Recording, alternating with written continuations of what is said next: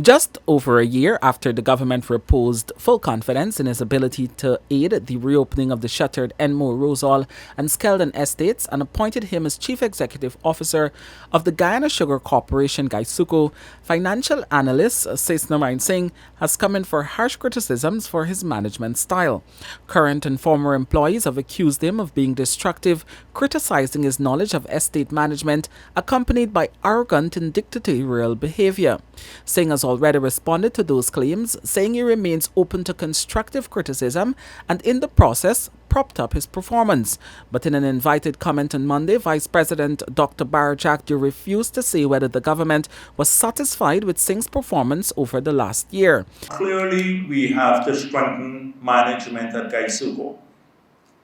That is, without doing an assessment of the performance of the CEO or not. I've had less of an interaction with the sector from a management perspective in the last several months because I'm focused heavily on the planning agenda. But clearly, whether the CEO stays or not, we have to strengthen management and outcome and investments. And we're looking now at bringing greater private involvement in the sector.